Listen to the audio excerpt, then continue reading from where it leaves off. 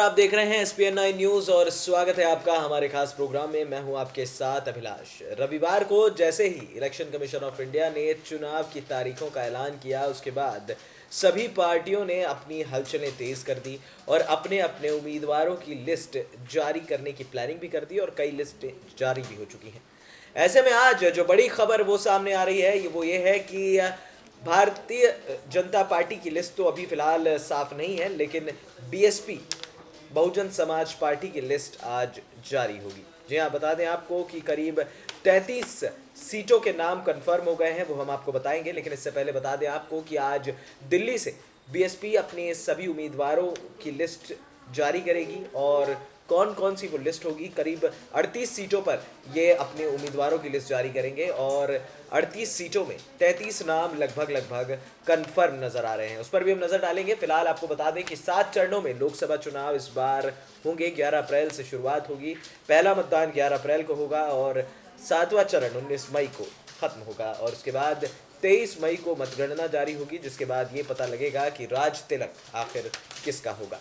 सबसे पहले हम आपको उन 33 संभावित नामों की लिस्ट बता रहे हैं जो लगभग तय माने जा रहे हैं बहुजन समाज पार्टी की तरफ से, जो लोकसभा सीट पर चुनाव लड़ेंगे। सबसे पहले बता दें आपको कि सहारनपुर सीट से हाजी फजलुर रहमान यहां पर लड़ सकते हैं बीएसपी की तरफ से चुनाव। एक बड़े नेता हैं और लगभग इनका जीतना तय माना जा रहा है। बिजनौर से इकबाल ठेकेदार यहाँ पर चुनाव लड़ेंगे। बिजनौर एक अच्छा इनका गढ़ माना जाता है इकबाल ठेकेदार का, तो बीएसपी ने सोचा कि इकबाल ठेकेदार को ही मौका दिया जाए। इसके बाद मेरठ की बात की जाए तो हाजी याकूब कुरैशी को यहाँ पर टिकट दिया जाएगा मेरठ से भी हाजी याकूब की जीत तय हो सकती है अगर मतदान इनके फेवर में गए तो। उसके बाद धौरहा की जो सीट है वो अरशद इलियास सिद्दीकी की है। जी आपको बता दें कि अरशद इलियास सिद्दीकी ये यहाँ पे धौरहा में ज़्यादातर मुस्लिम बहुमूल्य इलाके हैं, तो इनका भी जीतना लगभग तय माना जा रहा है। डुमरियागंज से आफ्ताब आलम बड़े नेता और बीएसपी की तरफ से अगर ये लड़ते हैं तो यहाँ पर एक बड़ा फ़ायदा हो सकता है उत्तर प्रदेश की डुमरियागंज सीट से। गाज़ीपुर की बात की जाए तो अफजाल अंसारी को गाज़ीपुर का टिकट दिया जाएगा और ये पूर्वांचल का इलाका है। हालांकि यहाँ पर ज़्यादा वोट बैंक नहीं है बीएसपी का, लेकिन अगर आप देखें मौजूदा उम्मीदवारों की लिस्ट तो संभावित नाम जो है गाज़ीपुर से अफजाल अंसारी का है, क्योंकि इनका वर्चस्व काफ़ी अच्छा है गाज़ीपुर की तरफ। भदोही सीट की अगर बात की जाए तो यहाँ से रंगनाथ मिश्रा को मौका दिया जाएगा। रंगनाथ मिश्रा ये एक्सपर्ट माने जाते हैं, ख़ासतौर पर जो यहाँ पर भदोही में जो ब्राह्मण्स लोग हैं, जो पंडित लोग हैं, इनका वोट इनको काफ़ी ज़्यादा जाता है और पंडितों का जो इलाका है उत्तर प्रदेश में, वहाँ पर भदोही उनमें से एक है, तो यहाँ पर इनकी भी जीत तय हम मान सकते हैं। संत कबीर नगर की बात की जाए तो शंकर उर्फ कुशल तिवारी को यहाँ पर मौका दिया जाएगा। जी हाँ, भीष्म शंकर इनको जाना जाता है और कुशल तिवारी इनका नाम है, तो हो सकता है कि संत कबीर नगर से भीष्म शंकर उर्फ कुशल तिवारी को यहाँ पर टिकट दिया जाए। कैसरगंज की बात की जाए तो यहाँ पर संतोष तिवारी को टिकट दिया जाना लगभग तय माना जा रहा है बीएसपी की तरफ से। अब से कुछ ही देर में लिस्ट भी जारी हो जाएगी, वो भी हम आपको SPN9 न्यूज़ पर बिल्कुल बताएंगे। और अगर अब बात की जाए अगली सीट की तो अम्बेडकर नगर से राकेश पांडे को टिकट दिया जा सकता है इस बार लोकसभा चुनाव के लिए। सीतापुर की बात की जाए तो नकुल दुबे यहाँ पर सीतापुर से चुनाव लड़ेंगे। एक बार फिर सीतापुर का एरिया भी यहाँ पर ब्राह्मणों और ठाकुरों का थोड़ा सा ज़्यादा वर्चस्व है, इस वजह से सीतापुर का टिकट यहाँ पर दिया जा सकता है नकुल दुबे को। प्रतापगढ़ सीट की बात की जाए तो अशोक त्रिपाठी को प्रतापगढ़ से एक बड़ा प्रत्याशी माना जा रहा है। अशोक त्रिपाठी एक बार और सांसद रह चुके हैं उत्तर प्रदेश से, लेकिन इस बार बीएसपी से चुनाव लड़ेंगे तो यहाँ पर बड़ा फायदा दे सकते हैं अशोक त्रिपाठी बहुजन समाज पार्टी को।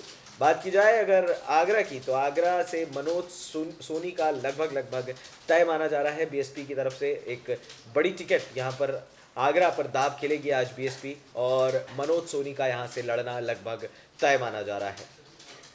अब बड़ी बात की जाए तो यहाँ पर गौतम बुद्ध नगर से सतबीर नागर को मौका दिया जा सके। यहाँ थोड़ा सा गुर्जर समाज के लोग भी हैं गौतम बुद्ध नगर में, तो लग रहा है कि यहाँ पर सतबीर नागर का लगभग तय माना जा रहा है और जीत भी हो सकता है उनको मिल जाए, बीएसपी से खड़े होंगे।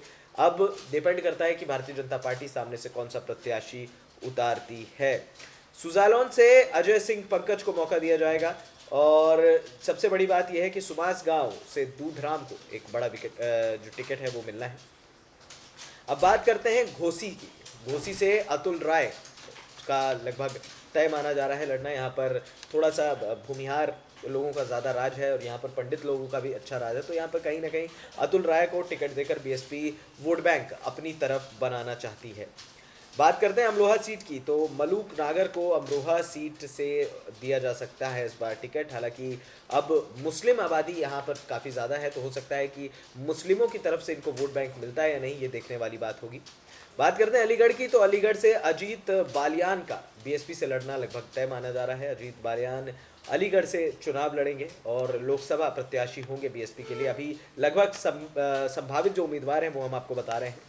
फर्रुखाबाद से मनोज अग्रवाल को टिकट दिया जा सकता है। फर्रुखाबाद एक इंपॉर्टेंट एरिया है, इंपॉर्टेंट लोकसभा कंस्टिट्यूएंसी है उत्तर प्रदेश की, तो यहाँ पर मनोज अग्रवाल को भी एक बड़ा मौका दिया जा सकता है। हमीरपुर की बात की जाए तो संजय कुमार साहू को यहाँ से टिकट मिल सकता है बीएसपी का। अब देवरिया सीट की अगर बात करें तो विनोद जायसवाल का लगभग यहाँ पर लड़ना तय माना जा रहा है बीएसपी से। विनोद जायसवाल एक बड़े उम्मीदवार साबित हो सकते हैं बहुजन समाज पार्टी की तरफ से। सुल्तानपुर सीट की बात करें तो चंद्रभद्र सिंह को यहाँ पर टिकट मिलेगा। सुल्तानपुर में थोड़ा सा ठाकुरों का वोट बैंक भी इनको है और ज़्यादातर जो सोशल काम इन्होंने किए हैं, तो हो सकता है कि चंद्रभद्र सिंह का यहाँ पर इनको टिकट जो है वो लगभग तय मानी जा रही है। सलेमपुर की बात करें तो आरएस कुशवाहा सलेमपुर से प्रत्याशी हो सकते हैं बहुजन समाज पार्टी के लिए। सलेमपुर एक ऐसा इलाका है जहां पर ज़्यादातर व्यापारी वर्ग के लोग हैं और आरएस कुशवाहा को यहां से मौका दिया जा सकता है।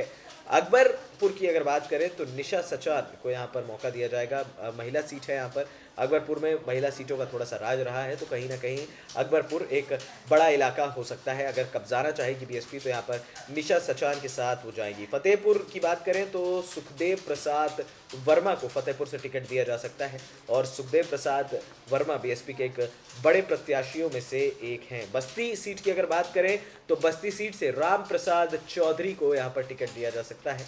बीएसपी अभी तक जो है लगभग मन बना चुकी है 38 सीटों पर उनके उम्मीदवार कौन होंगे। आज लिस्ट भी जारी कर दी जाएगी दिल्ली से, लेकिन अभी फिलहाल जो संभावित 33 उम्मीदवार हैं उनकी लिस्ट हम आपको बता रहे हैं। सुभाष गांव का भी हमने आपको बता दिया, दूधराम यहाँ से जो है वो टिकट लड़ेंगे।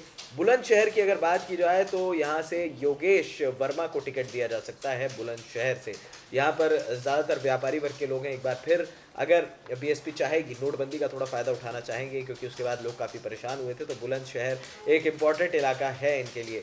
जालौन सीट की बात करें तो अजय सिंह पंकज को जालौन सीट से मौका दिया जाएगा। ये बॉर्डर का इलाका है, यहाँ से चित्रकूट भी पास पड़ता है और चित्रकूट में फिलहाल कांग्रेस का कब्जा है क्योंकि जब उपचुनाव हुए थे मध्य प्रदेश में, तो मध्य प्रदेश में जो 2014 की जो 27 सीटें जीती थी बीजेपी ने, उसमें से एक सीट ये चित्रकूट की कम हुई थी। तो कहीं ना कहीं जालौन एक इम्पॉर्टेंट इलाका है। बीएसपी भी चाहेगी कि यहाँ पर कांग्रेस के वर्चस्व और बीजेपी के वर्चस्व को ख़त्म किया जाए।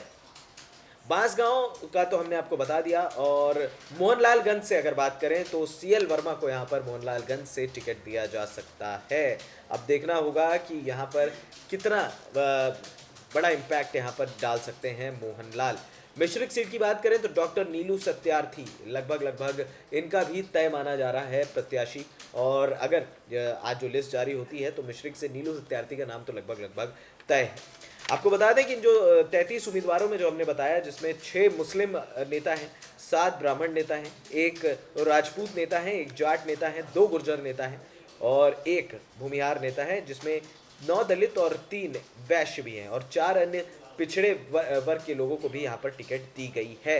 अब बड़ी बात यह है कि यहाँ पर आंवला, मछली शहर, जौनपुर, श्रावस्ती जैसे इलाकों की सीटें अभी फिलहाल शेष हैं। अभी प्रत्याशियों के नाम रिवील नहीं किए हैं बहुजन समाज पार्टी ने, लेकिन अब से कुछ ही देर में जो फाइनल लिस्ट है वो जारी कर दी जाएगी बीएसपी की तरफ से। बीएसपी सुप्रीमो मायावती खुद मौजूद रहेंगी।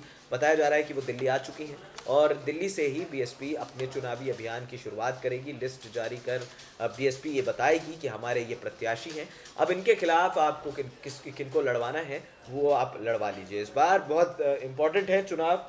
2019 लोकसभा चुनावों का इंतज़ार लोगों को बेसब्री से था। हालांकि अगर आप बात करें तो 2014 में जिस तरह से बीजेपी ने पूरी तरह से सुपड़ा साफ किया था उत्तर प्रदेश में, तो इस बार बीएसपी भी फूक फूक कर कदम रख रही है और वो चाहते हैं कि हमारे प्रत्याशी जो है वो बेहतर से बेहतर उतारे जाएं। इसीलिए उन्होंने हर वर्ग के लोगों को टिकट दिया है। कहीं ना कहीं थोड़ा सा जो हिंदुत्व की राजनीति जो करती है बीजेपी, यहाँ पर थोड़ा सा उनको भी एक बड़ा झटका देना चाहती है बहुजन समाज पार्टी। अब देखना होगा कि अब से कुछ ही देर में जो लिस्ट जारी होती है वो कंफर्म होती है कि नहीं। ये 33 उम्मीदवारों की लिस्ट हमने आपको बता दी। फिलहाल इस खास अपडेट में इतना ही। हमें दे दीजिए इजाज़त और हमारे चैनल SPN9 न्यूज़ को सब्सक्राइब करना मत भूलिए। नमस्कार।